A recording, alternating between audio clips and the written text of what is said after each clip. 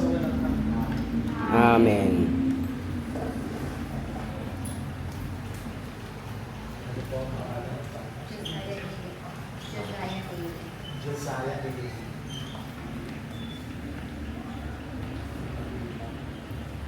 Josiah David, binibinyagan kita sa ngalan ng Ama, ng Anak, at ng Espiritu Santo. Wala siyang pangalan.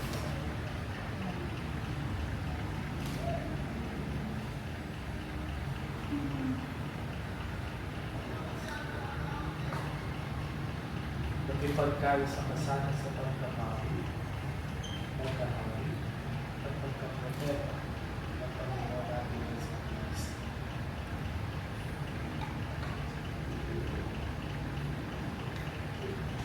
Ipasok mo sa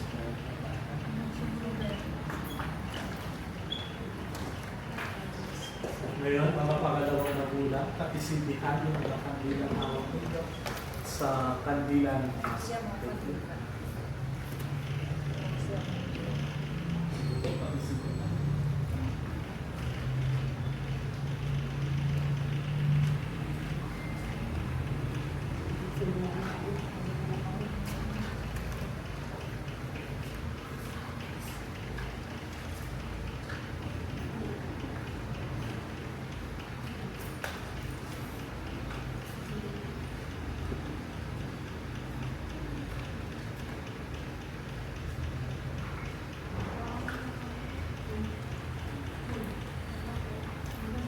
nagkape ninyo ang liwanag ni Kristo.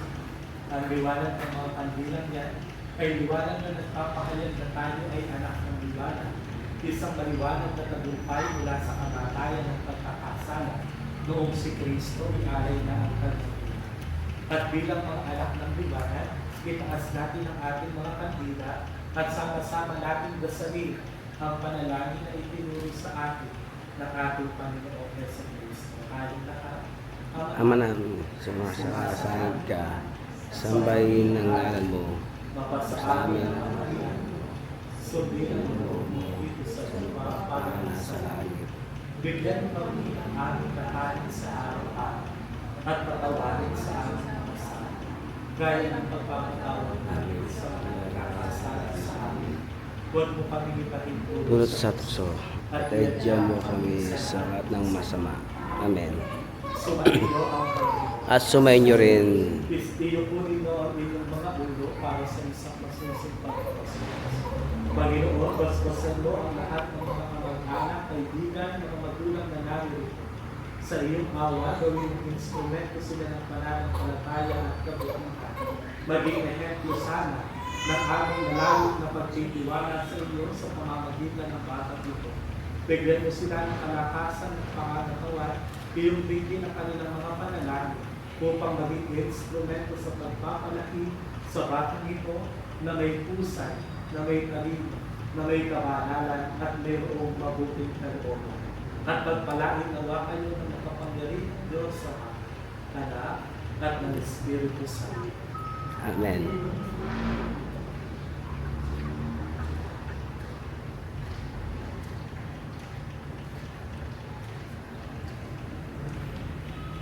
Ang sakramento ng binyag ay natapos na. Ang batang ito ay ganap ng Kristiyano.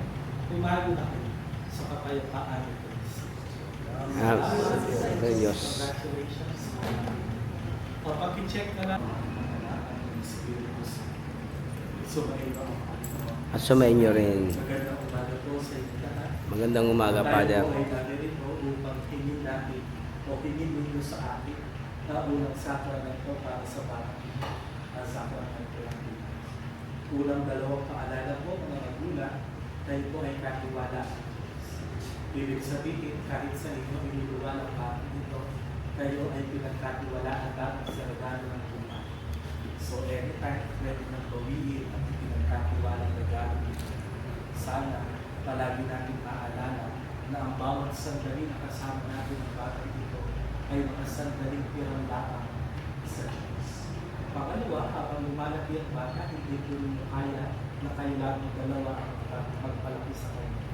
Kaya kailangan ng pangalawang magulang at kayo Ibig sabihin kayo ang katiwala ng mga pinagkatiwalaan ng Diyos. Kung hindi nila kaya ibigay ang pangunahing pangangailangan ng bata, nandiyan kayo upang tulungan at suportahan sila.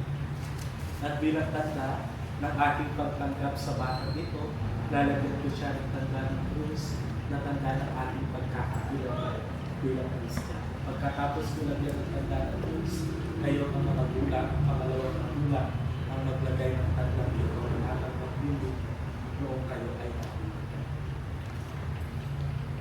Receive the sign of the cross as the sign of our identity as Christian.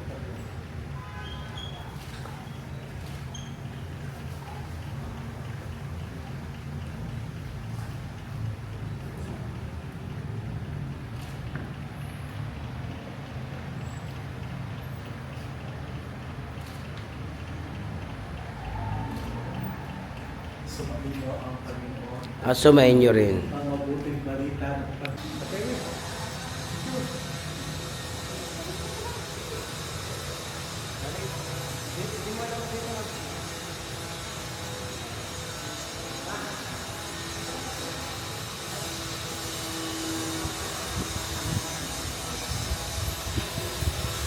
Rosary Paris.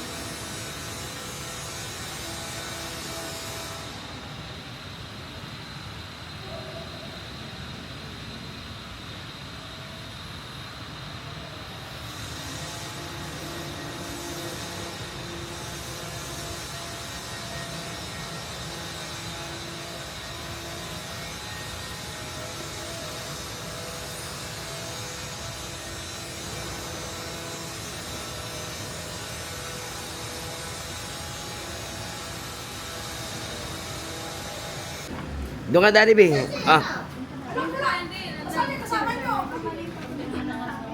Daddy B, harap ka dito. Nalalaglag ka.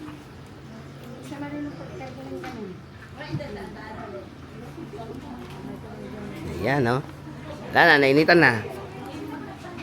Ayan. Daddy B, oh. Hello, Daddy B, oh. Yan. Na lang.